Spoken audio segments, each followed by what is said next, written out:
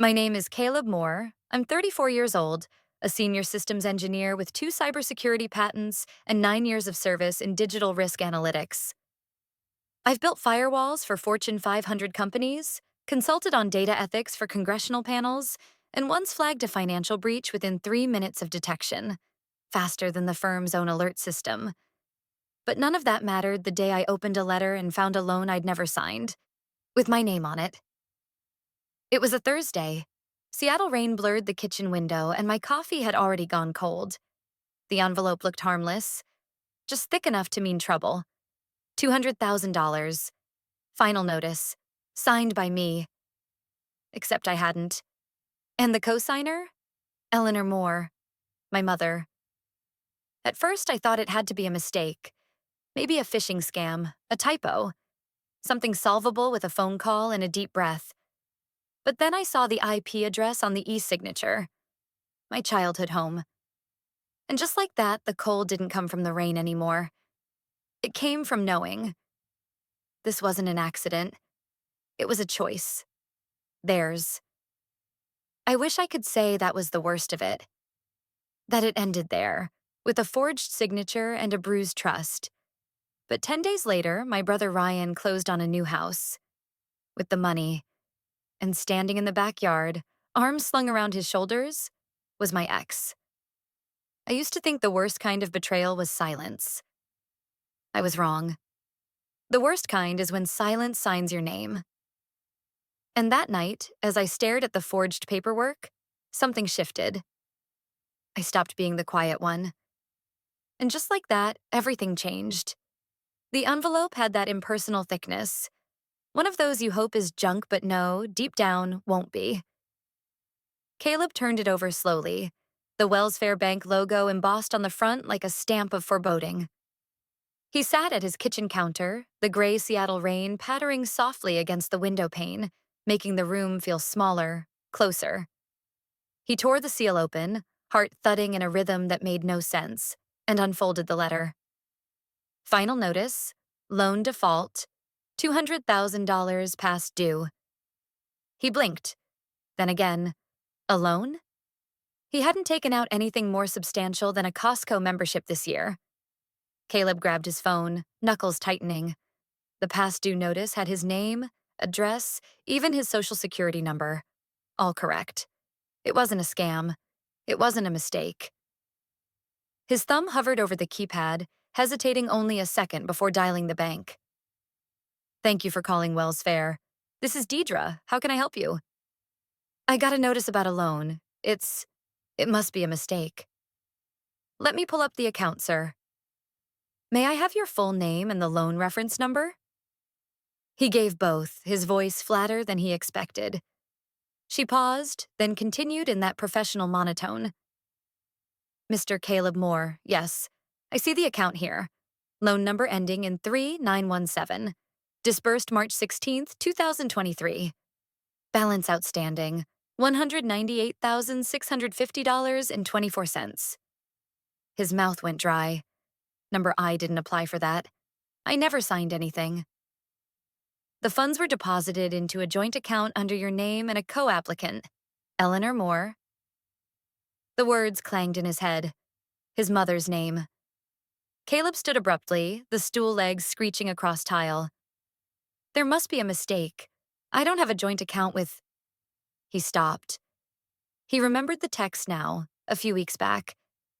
You're always so good with banks, sweetheart. At the time, he thought it was her way of being oddly sweet, or guilty. He couldn't tell anymore. Can I request a copy of the original application? He asked tightly. Certainly. One moment. A minute passed. According to our records, the application was completed via e-signature. The IP address used is registered to a residential address in Long Beach, California. He felt the room tilt slightly. That's my parents' home. Yes, sir. A buzzing filled his ears. He ended the call without remembering how, only vaguely aware of the cold coffee on the counter and the wind raking against the windows. He turned to his laptop, opened his inbox, and started searching keywords. Loan, Wells Fargo, approval, nothing. Then he filtered for dates. March 16th. There it was, an automated thank you email from Wells Fargo Bank. Subject line: Your loan has been approved. He stared at the timestamp. March 16th, 9:42 a.m. The same morning he was recovering from gallbladder surgery. Sedated. Unconscious. His fingers hovered over the mouse, not clicking, just trembling. The betrayal wasn't just about the money. It was about who had quietly taken pieces of his life while he wasn't even conscious enough to know. Caleb leaned back, jaw clenched, eyes narrowing at the screen like it had spoken a language only traitors understand. He had trusted them. And now? Caleb searched his inbox and found a thank you email from Wells Fargo, dated the same day he had been in the hospital. A signature can be faked in 2 seconds. The trust it breaks takes a lifetime to restore, if ever. Caleb stood beneath the fluorescent lights of the Wells Fargo branch lobby, the soft hum of printers and quiet murmurs between customers barely reaching him. His fingers twitched around the strap of his bag as he watched the assistant manager reappear, a crisp manila folder in hand. "Here's the loan file, Mr. Moore," she said politely, sliding it across the counter. "Per your request, you'll find all associated documentation, including the original application." He nodded stiffly, took the folder, and found a seat by the window. The drizzle outside cast long streaks across the glass. The city looked blurry, like it refused to witness what was inside. He flipped it open. Page 1, loan summary.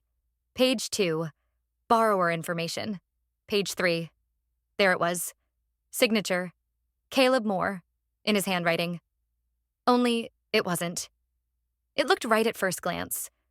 But his name had always curled at the end, the C rounded like a hook.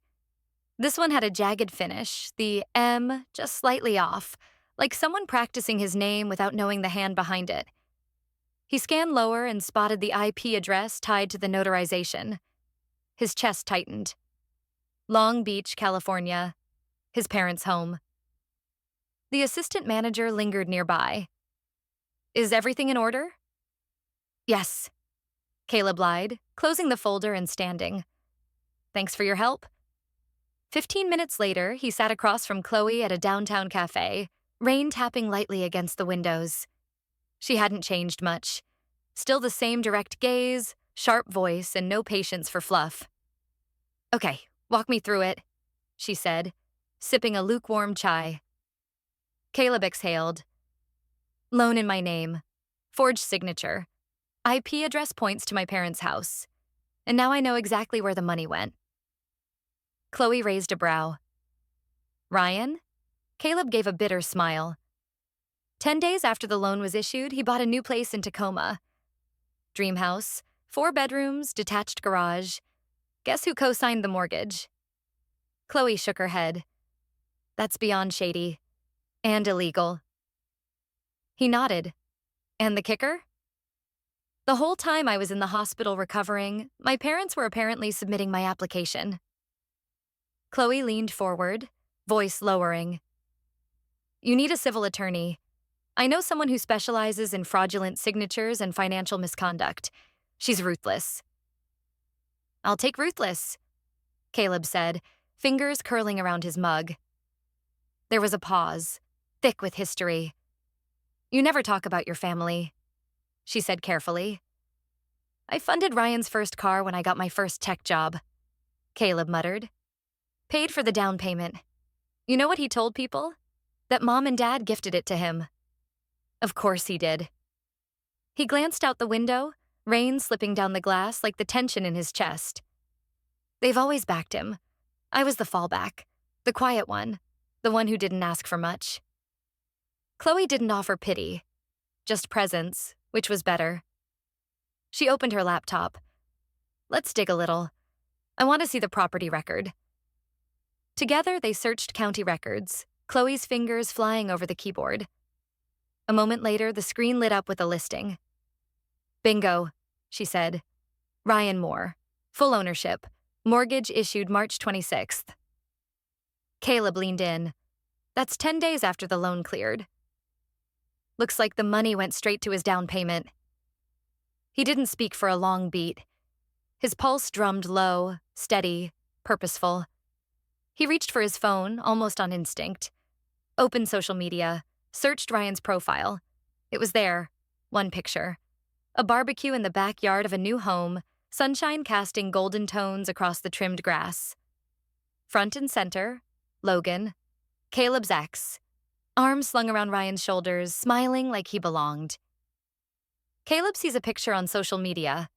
Logan, his ex, standing in Ryan's new backyard, arms around Ryan. Betrayal doesn't come with fireworks. It slips in quietly, dressed like family. The apartment was quiet, too quiet for midnight. But Caleb preferred it that way now. The glow of his desk lamp threw soft shadows across scattered documents, old USB drives, and a notepad filled with circled account numbers and scribbled dates. The only sound came from the low hum of his monitor and the occasional creak of the building shifting in the Seattle chill. He'd been up for hours, combing through months of archived emails. Each click brought the past closer, sharper. Then one subject line caught his eye. Loan docs, check these. From dad.moore@centralink.com to ryan.moore@centralink.com. CC, caleb.moore@centralink.com. His stomach dropped. The thread was over 7 months old, buried under spam and subscription renewals. He clicked it open. The body was simple, almost casual. Attached are the bank login details again. Ryan, please double-check before Friday. This has to look airtight. Beneath it was a forwarded credentials file labeled loanpaperworkaccess.xlsx. He stared at it, bile rising. They hadn't even noticed he'd been CC'd by accident.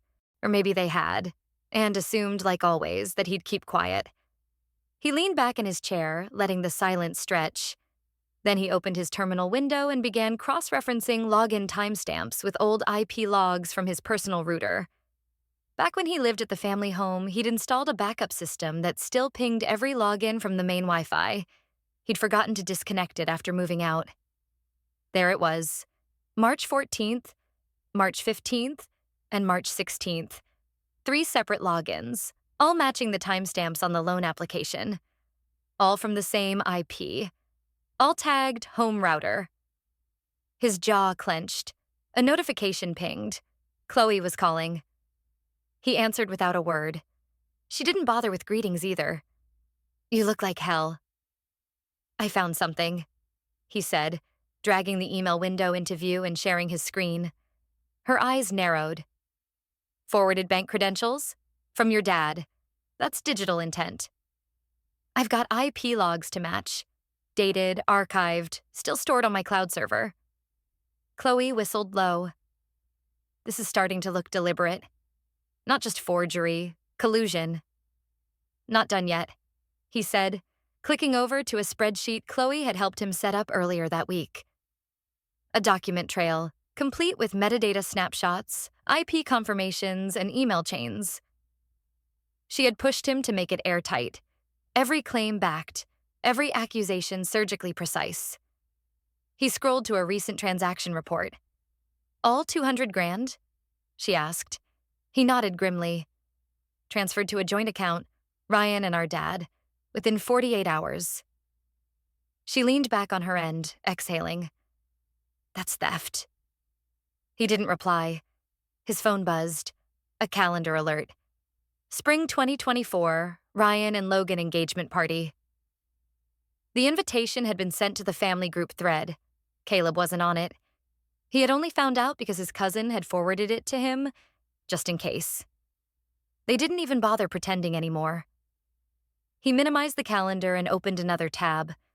This one connected to an old cloud backup tied to the smart home system he had set up for his parents years ago. Most of the footage was trivial. Porch lights blinking, a cat skittering across the front yard. But one clip stood out, saved in a folder titled Office Cam 2023 March. He pressed play. The screen flickered, then showed his father, sitting at the desk in the upstairs study, hunched forward, glasses perched low. He was clicking through windows, scrolling slowly. Then the screen showed a digital signature field, He clicked, paused, then typed Caleb Moore, and clicked again. The playback ended. Caleb didn't blink. The silence hung between him and Chloe like a verdict. Then he turned, met her gaze through the camera. They'll hear from me. Not through yelling, through court filings. The silence of betrayal isn't absent. It's a strategy. And Caleb was ready to weaponize his. The lawyer's office sat at the top floor of a granite-faced building in Belltown, a place where everything smelled like polished wood and quiet settlements. Caleb stepped into the waiting room and barely noticed the art on the walls or the distant hum of espresso machines behind the reception. His focus narrowed the moment the door opened, revealing Nora Hastings. She extended a hand. Mr. Moore? I'm Nora. Chloe's told me a bit, but let's start from the beginning. Her office was minimalist, clinical. No family photos, no clutter, just contracts and confidence. Caleb sat across from her, setting down the folder. Everything's in there. Emails, IP logs, transaction trails, even video. Nora flipped open the top flap, scanning the pages with a quiet efficiency that made Caleb feel both nervous and vindicated. Forgery, digital impersonation, misappropriation of funds. She ticked them off softly, almost to herself. This isn't just fraud. It leans toward financial abuse, especially if it's family. She reached for a pen. You said the funds originated under your name? Yes, Caleb said. A $200,000 personal loan, supposedly co-signed by me, deposited into a joint account between my brother and father. Nora's eyes sharpened. Joint with your father? And no written consent from you? Number I was in the hospital when the papers were signed. Nora nodded slowly, tapping the folder. This meets the threshold for civil fraud. You've done more legwork than most clients walking in here. We'll start with a cease and desist. Freeze activity, then subpoena full records from the bank. She pulled a legal pad toward her. Tell me about the mother. Caleb stiffened. She's quiet, but nothing in that house happens without her knowing. Her name appears here, Nora said, flipping to a notarized document. Power of attorney, executed 2 years ago, gives Ryan access to act on your behalf. His mouth went dry. I've never signed that. Forged, likely with a witness stamp copied or duplicated. We'll verify. Nora shifted to another sheet, a series of automated transfers from Caleb's checking account, small enough to avoid notice, recurring, monthly. They were pulling from me? He asked. Nora nodded. For 2 years, into a mortgage account under Ryan's name. He looked away. I always thought I was bad with finances. Turns out I was just bled. Nora didn't flinch. We'll have the mortgage holder flagged. Their claim is built on theft. If we move fast, they won't even have time to sell the house before this hits court. She leaned back, clasping her hands. Do you want to proceed? Caleb didn't hesitate. Yes. Outside the window, the Seattle sky pressed low and gray, but something in his chest lifted. Not joy. Not yet. Just traction. For the first time, his silence wasn't surrender. It was strategy. Nora says, if we move fast, they won't even have time to sell the house before this hits court. Nothing tastes quite like irony, especially when it comes with engraved RSVP cards. The envelope was thick, elegant, and smelled faintly of perfume. Rose, probably. Caleb turned it over in his hands, the gold-embossed initials R and L gleaming under his kitchen light. His name was printed in graceful serif letters, Mr. Caleb Moore. No dear, no warm note inside. Just logistics. Date, time, venue, dress code. The return address? His parents' house. He set it down beside his coffee mug and let out a breath that sounded more like a laugh. Not 2 weeks ago, he had been mapping out every inch of his betrayal, line by line, bite by bite. And now, an invitation. The irony tasted better than he expected. That afternoon, he stood in the middle of the Delmont Grand Ballroom, letting the cold hush of marble and velvet settle over him. The event staff were still hanging chandeliers and measuring linen lengths, their chatter muffled by distance. Caleb moved slowly, memorizing the space, where the projector would hang, how the tables would face the stage, where the soundboard was tucked behind heavy drapes near the side entrance. He pulled out his phone and took pictures of the setup, not out of sentiment, out of preparation. Behind him, a staff member approached with a clipboard. "Can I help you?" "I'm with the Moore party," Caleb said, smiling politely, just double-checking some technical details. The man nodded, pointed toward the side tech booth. AVs tucked behind the curtain. The system's standard HDMI, USB ready. "Perfect," Caleb said. Next stop, the print shop. It was a tucked-away corner place off Mercer Street, the kind that still believed in old-school customer service with a cheerful bell on the door and a barista-style counter for consulting paperweight. The clerk, a woman named Lisa with bubblegum pink glasses, grinned as she flipped through the PDF. "Big legal case?" "Something like that," Caleb said. She whistled. "Title's dramatic. Moore vs. Moore, financial misrepresentation. That family?" He gave a tight smile. "That family." Lisa winked. "We'll make it look lethal. Gold foil seal okay?" "Gold's perfect." By sunset, he was walking out with a neat stack of folders, 12 in total, each one bound, sealed, and screaming quiet authority. Inside, full copies of the forged loan application, the IP logs, the transaction reports, notarization errors, and the metadata snapshots of the video showing his father forging his name. Back home, his apartment hummed softly with the sound of rendering software. On screen, the final video took shape. Quick cuts of his father clicking through signature screens, email timestamps layered beside dates of his hospitalization, graphs of financial transfers synced to Caleb's accounts. Nothing dramatic. Just undeniable. Chloe called as he watched the final seconds compile. "Tell me you're not second-guessing this," she said. He turned the phone to speaker, kept working. "I'm not." "You've built this like a symphony," she said. "And remember, the truth doesn't scream. It arrives." He said nothing, but a flicker of something crossed his face. Steel, maybe. Or resolve. When the video exported, he transferred it to a sleek matte black USB drive. No labels, no dramatics. He slipped on a coat, returned to the ballroom, and walked past a few last-minute florists arranging lilies. The sound booth was unattended. No security. He plugged in the USB and cued the file for autoplay, synced to the exact moment Ryan would begin his speech. Caleb stepped back, surveyed the stage once more. Then, under his breath, he whispered, "Let the family celebration begin. Every lie has a price." Tonight, they were about to read the invoice, line by line. The Delmont Grand shimmered under soft chandeliers, every inch of it manicured to perfection.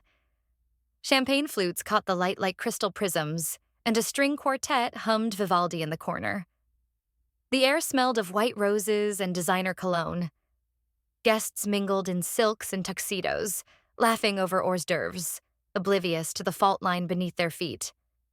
Caleb stood near the back entrance, adjusting the cuffs of his tailored charcoal suit. No tie. Clean shave. A stillness in his chest that didn't come from peace, but from purpose. His reflection caught in the gilded mirror beside the coat check. Composed, calm, uninvited. From across the room, Ryan laughed too loudly near the open bar. Logan lingered beside him, one hand already resting on the mic stand as if rehearsing a speech. Their parents floated through clusters of guests, exchanging hugs, polished in every sense. The clock ticked toward 8:05. Then the ballroom dimmed. A flicker. The hum of conversation stuttered into a pause. On the projector screen behind the main table, a video began to play. At first, it looked like a routine screen recording. PDFs opening, mouse clicks navigating documents. But then came the overlays. IP address logs, matching timestamps. A webcam feed capturing their father, seated in his study, eyes narrowed, clicking Sign Here on a signature portal labeled Caleb Moore. A ripple of confusion moved through the room. The video cut to Chase bank statements, highlighting recurring mortgage transfers. Caleb's name, Ryan's mortgage. Then a signature verification report. Caleb's signature compared against the forged version. Finally, a freeze frame. A loan authorization dated while Caleb had been unconscious in a hospital bed. A sharp gasp broke the silence. It came from their mother. She dropped her wine glass. It shattered against the ballroom floor like punctuation. Ryan took a step forward, face blanching. "What the hell is this?" Caleb moved through the guests without raising his voice, handing sealed envelopes to aunts, uncles, cousins, each bearing the title Moore Versus. Moore, financial misrepresentation in precise gold foil. He said nothing, just nodded once to each hand that took the file. Then, finally, he stepped up to the mic. "I came to give a gift," he said, his voice smooth, even. "It's called accountability." He didn't wait for rebuttals, didn't glance back at the table where his father sat frozen, nor at Ryan's confused sputtering. He stepped off the platform and walked down the aisle of stunned guests as if exiting a chapel. Slow, deliberate, with every eye following him. The doors closed behind him with a muffled hush. Outside, the night was cool and quiet. Caleb reached his car just as his phone buzzed. A message from Nora. Filed. "The house is frozen. Loan reversed. They're on record." He turned the key in the ignition. The engine purred to life. 10 minutes later, he drove past the suburban cul-de-sac where the so-called dream house stood. The porch light flickered. A for sale sign leaned crooked in the yard, as if ashamed to be there. He didn't stop, just watched it in the rearview mirror, growing smaller with each passing second. And then, it was gone. The silence after the screen went black was unlike anything I'd ever known. Not the strained quiet of family dinners, not the uneasy hush of polite avoidance. This one had weight. It had gravity. I didn't look back as I walked off that stage. I didn't need to. The gasps, the murmurs, the brittle clinking of glass, those told me enough. That room full of people who once saw me as a footnote now had no choice but to read the whole story. And I had written every word. As I stepped outside, the November air hit me sharp and cold. It didn't sting. It clarified. The suit jacket did little to keep me warm, but for the first time in years, I didn't feel like I needed shielding. I slid into the driver's seat, closed the door, and let the silence wrap around me. Not the silence of betrayal, but the kind that follows resolution. The kind that doesn't ache, doesn't ask, doesn't wait. My phone buzzed. Nora. Filed. The house is frozen. Loan reversed. They're on record. Just 4 lines, but each one lifted another weight off my chest. I started the engine and drove, not with anger, not even with satisfaction, but with something deeper, something quieter. Dignity. A sense of balance slowly returning. As I passed Ryan's dream house, the crooked for sale sign flapped in the wind like a white flag. Part of me thought about stopping. One final look, maybe. But I kept driving. They would learn in time what it meant to forge a name that wasn't theirs to take. What it meant to gamble with someone's trust and assume he'd never call in the debt. Because I did. Not in courtrooms filled with shouting. Not through threats or dramatic speeches. I let the facts speak. I let every forged signature, every login timestamp, every transfer trail testify. And I let the silence carry the rest. There's no applause for this kind of justice. No headlines. No grand declarations. Just clean records, locked accounts, and the slow unraveling of a story built on stolen ink. But for me, that was enough. I didn't need them to apologize. I didn't want them to. I just needed them to know. They lost access to me the moment they used my name to build a life they never earned. And in the end, betrayal didn't destroy him. It revealed him. When people say justice is blind, they forget that silence isn't. Silence sees everything. It catalogs every omission, every forged line, every accidental oversight, and waits for the right moment to speak. Caleb didn't win by yelling louder. He won by refusing to let lies go unchecked, even when they came dressed in familiar voices and warm smiles. He proved that sometimes the most powerful response isn't confrontation, it's clarity. And in a world where betrayal often wears the face of family, his story stands as a quiet reminder. No wall of lies can stand forever against the tide of truth. So if you ever find yourself cornered by those who mistake your restraint for weakness, remember this. Justice doesn't always arrive early, but when it does, it brings receipts.